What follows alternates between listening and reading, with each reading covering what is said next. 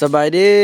สบายดีท่านผู้ชมสบายดีพาบรรยากาศในยามเช้าพี่น้องเอ้ยเนาะก็ถือว่าเมทาแพทย์เพิ่นขึ้นมากินข้าวกินน้ำแล้ว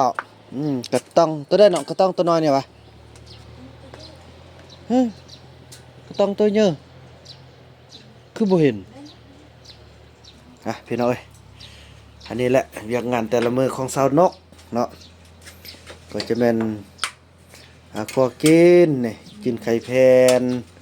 มีจืนไข่เนาะนี่จังซี่แหละเนี่ยเพิ่นกำมานั่งทานแล้วเด้บ่สิเอาอันนี้เพิ่นกินน้ำก่อนโอ้สาลิตื่นแล้วเพื่อว่าแท้จริงเพิ่นก็ลุกแต่เช้าพี่น้องมานึ่งข้าวเนาะรออันนี้หากินเด้อ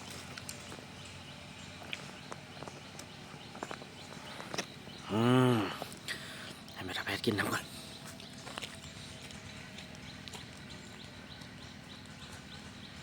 เอาดินมนี่น้องก็กินได้ไหมได้กินเลยน้องน่ะ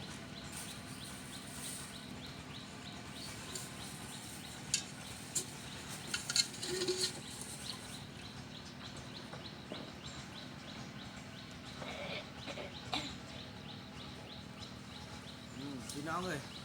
ก็ถือว่าซ่อนให้เมทาแพทย์เฮาขึ้นมากินข้าวอยู่เทิงพี่เป็นการออกกำลังกายพี่น้องเลยเนาะให้กินข้าวแล้วก็สิเอานมมากินถ้าเราจะบ่ได้มอบให้เราอยู่ลุ่มนี่แหละซ่อนให้เราท่านมากินข้าวอยู่เทิงพี่น้องเลยล้างมืออู้ตะโพดพี่น้องเลยโหดเกินมือเมทาแพทย์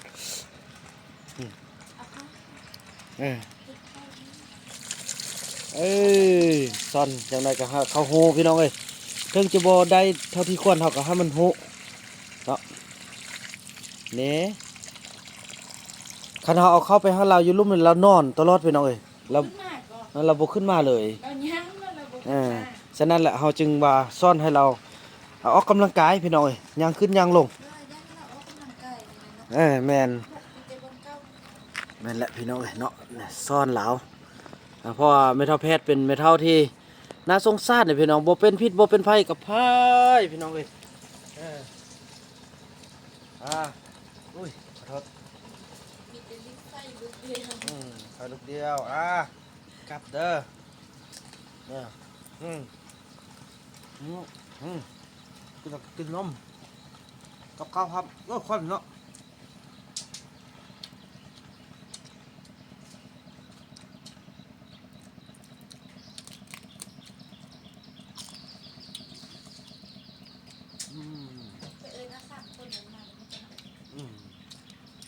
บ้าถ้าซาลี่ไปเอิ้นกันเลยคนไหนล่ะจะมามัดเด้อไม่เท่ามีคือกันเขาจะบ่เอาโอเคฮะพยายามเขาจะออกกำลังกาย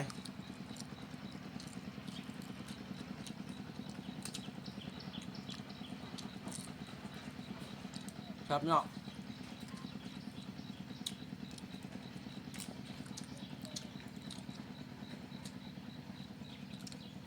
ไข่แพนพี่น้องกันอยู่ทางฝั่งไทยอยู่ต่างประเทศเขาก็เจอว่าสลายเนาะ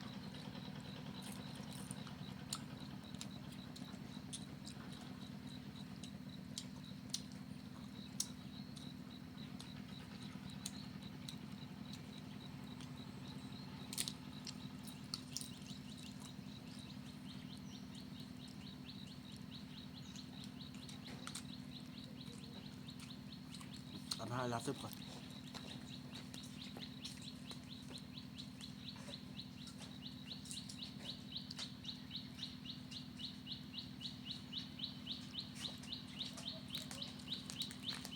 อันนี้อุ่นทองซื่อๆจังน้อยเราขอไข่พุทธ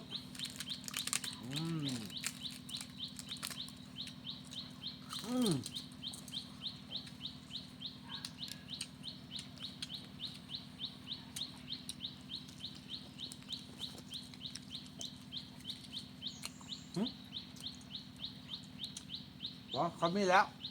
ไม่ ฮะ ไม่ ไฟไหม้ไหม้อยู่ไส ลูกไม่พ่อแม่มัน พ่อแม่ไฟไหม้อ้าว ไม่ ไฟไหม้หยัง ไม่ไม่ว่าด้วยไอ้อุปถาว่า ไฟไหม้ละพัก เดี๋ยวลูก สิไปกดเบิ่งพี่น้องเอ้ยอยังน้อยก็ฮู้ว่าไฟไหม้แล้วบ่ฮู้ว่าไฟไหม้หยังเหรอ เป็นแม่เกิดมาพ่อเนี่ยเขาไปมาลูก อ๋อ ลูกเท้า อืม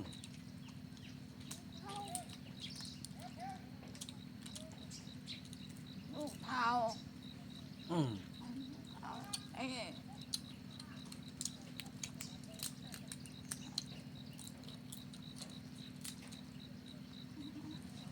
เอานี่เอานี่ไอ้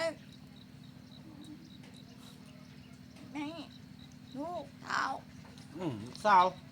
เท้าหน่อย ซะหน่อยพี่น้องแม่ตาแพทย์นี่เราบ่เคยออกจากแบบว่าเราบ่เคยเรียนรู้แต่เมื่อก่อนเขาจะว่าเราปักคือบ่แม่นพี่น้องอะเราบ่มีโอกาสได้เรียน เพราะว่าบ้าวผู้นำได้เข้ามาช่วยเหลือแล้วจะมีโอกาสออกมาแล้วจึงพบกับสังคมหลายเห็นบ่เราก็ยังปักเป็นพี่น้องกันปักคือนี่ปักบ่เป็นเลยพี่น้องเอ้ยอันนี้เราเป็นคือว่าการเรียนรู้ของเราบุดเดียวนึงพี่น้องเอ้ยเนาะตะกี้พี่น้องเอ้ยก็จะออกมาฮอดอยู่คนเดียวมาตลอดบ่มีลูกบ่มีหลานเด้อก็เท่าเด้อเท่านี่แล้วเป็นอันนี้พี่น้อง นั่งอู้ อืม นั่งอู้เอา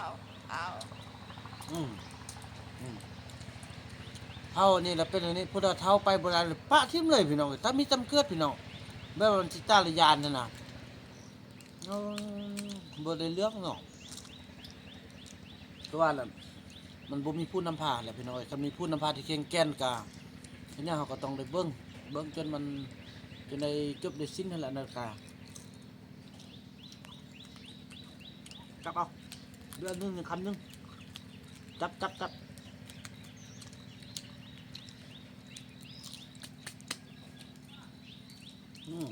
ทำมันกินเฮ็ด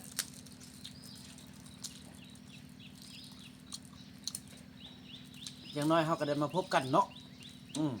เกือบบ่ทันเนาะ ไอ้ โอ้พี่น้องเอ้ย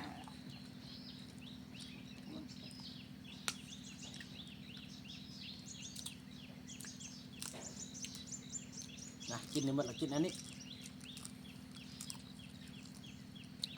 คนที่อยู่น้ำบาวพนำแต่ตนจนตายก็คือพ่อเฒ่าจันทร์พี่น้องเอ้ยแต่พ่อเฒ่าจันทร์เลยก็เพิ่นก็พยายามอยากไปแต่เพิ่นไปบ่ได้ซื้อพี่น้องเอ้ยเนาะกันบ่ไปบ่ได้แท้ๆจึงอยู่ได้พี่น้องเอ้ยเนาะคือว่าวิถีชีวิตของเขา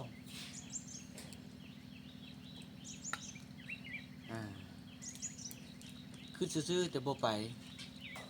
แล้วก็มีซาวลี่พี่น้องเอ้ยโอ้ยดีใจแม่ตาแพทย์นี่เดี๋ยวนี้ก็อยากไปพี่น้องแต่หักลงลืมๆละบูทางละพี่น้องเอ้ยลงหมดไปทางนี้ออกทางนี้เพิ่นว่าลืมหมดแล้วเดี๋ยวนี้คือว่าเขาไปป้าอีป้ากับจักเฮ็ดซะได้ก็สิอีลากอีเรือไปนอนนั้นแหละพี่น้องเอ้ยพอตรงเรื่องคาดว่าผู้นำบ่ได้เมื่อวานนี่ไปส่ง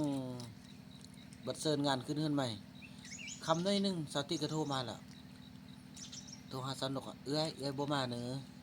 เอ้ยมาดึกบ่น้องขี้ยานว่าจังซี่เด้พี่น้องเอ้ยกินหมดเลยกินหมดเด้อกินหมดแล้วก็เก็บเอานมให้กินพี่น้องเอ้ยเนาะสาวนุกไปเอิ้นอาจุนั่นพุ่นแหละจะมากินข้าวกันกินอิ่มๆเด้อกินอิ่มๆผู้เจ้านี่นะผู้เฒ่าพี่น้องเอ้ย สาธุเด้อผู้ใดได้ติดตามบาบุญนำผู้ใดได้เบิ่งคลิปบาบุญนำผู้ใดได้เคยซัพพอร์ตช่วยเหลือก็ขอให้ทุกท่านนั้นอยู่ดีมีแรงเจริญร่ำรวยมีความสุขเด้อสุขกายสุขใจเนาะบ่ว่าจะเป็นซ่อง BN สาวลาว1หรือว่า BN สาวลาวซ่องหลักหรือว่าจะเป็นซ่อง BN สาวลาว2คือซ่องนี้บ่ว่าจะเป็นซ่องน้องนกน้อยบ้านนาบ่ว่าจะเป็นซ่องสักจึกบ่ว่าจะเป็นซ่องไอ้ขี้แก้วบ่ว่าจะเป็นซ่องทุกๆซ่องที่เข้ามาเนาะที่ได้พบได้พอได้รู้จักกับเผาตรงเรื่องขอให้อยู่ดีมีแรงกันกินนมบัดนี้ดูดเด้อดูดนม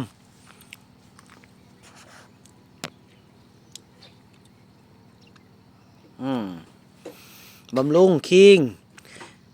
อยากกินข้าวก็ขึ้นมานี่เด้อบ่ส่งแล้วบัดนี้นะอยู่ลุ่มน่ะมันยามส่งแล้วก็ยามนอนกินไม่ทำมีมาละเฮ้ยเก็บกินข้าวแซ่บบ่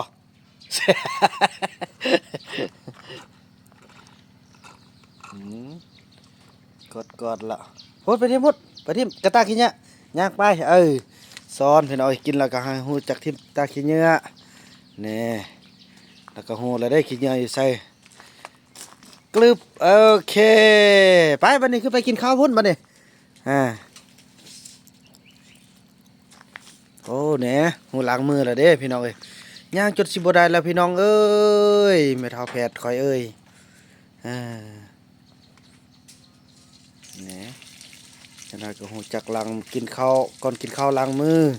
กินข้าวแล้วก็ล้างมือพี่น้องเอ้ยคอยพัฒนาไปจังซี่แหละพี่น้องเอ้ยพัฒนาสร้างบุญกุศลไปนำกันพี่น้องเอ้ยเนาะปากคือปากอันอีเต้าไปขึ้นเพิ่นไปกินข้าวตึม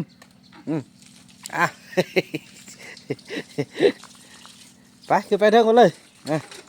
แนงมานี่บ่อยู่บ่ไปป้าเลยเด้พี่น้องเอ้ยจักบ่ฮวนมาแต่ไสเจ้าของมันอยู่ไสพี่น้องเอ้ยเพราะว่าคือว่าแหละมันอยู่พี่เห็นบ่เริ่มตุยแหละคืออันเซาติ๊กว่าแหละเอาข้าวให้กินแล้วเริ่มตุยละพออยู่ป้ามันบ่ได้กินหยังเด้มันก็สิรู้สึกโอ้พี่น้องเอ้ยมาอยู่พี่แล้วเฮาได้ความอันนี้แหละแสดงว่าพวกเฮาได้เอาใจใส่ดูแลบ่ว่าคนว่าสัตว์พี่น้องเอ้ยถ้าอยู่ที่นี่พอดูแลที่สุดแม้แต่ม้ามันก็ยังเจ้าของบ่มามันก็มาเองเพราะมันเคยไปเคยมาดีบ่ดีมันมาเองนะพี่น้องมันบ่อยากอยู่ป่าแล้วมาก็ได้เนาะติ๊กเนาะลีเนาะมันต้องบ่อยากอยู่ป่าเลยเนาะมาผู้เดียวเลยเนาะมาผู้เดียวไอ้นายช่องโตพอตัวนึงหันตัวอันนั้นแท้ถ้าเอาเสือกใส่พี่น้องเอ้ยพอเป็นอีหยังก็เป็นบริการเฝ้าบ้านเลยพี่น้องเอ้ยเฮาดีขนาดรถไกลซื้อกับเฮาว่าพ่อปกโคกมาผู้ใดปล่อยก็เดี๋ยวรู้อะไรว่าพ่อโอ้ยสติกแกแล้วนี่น่ะยันโจรแต่ว่านะเมื่อคืนนี้อึดลับยันโจรอันนี้ยันโจรยันเข้ามาเฮ็ดให้อีแพทย์วันนี้ติ๊กน่ะมันพูดได้ไปแก้ซะน่ะหายก็พี่น้อยบ่ถือกับเซาลี่ก็ดดซวบใส่เลยพี่น้อยเกมกินข้าวกินน้ำได้ยินเสียงอันลูกชายบุญรอดขึ้นมาละเนาะห้องอากคนน่ะมาหั่นละมักบ่นุ่งทรงนะนี่น่ะเป็นลินน้ำเด้อ มาเด้อกินข้าวเด้อพี่น้องนั้นน่ะพี่น้องเอ้ยเนาะคลิปนี้บ่าวบ่นำขออนุญาตจบคลิปกับซ้ำนี้ก่อนแล้วก็ว่ากันใหม่ในคลิปต่อไปเนาะคลิปนี้บ่าวบ่นำขอกล่าวคำว่าสบายดี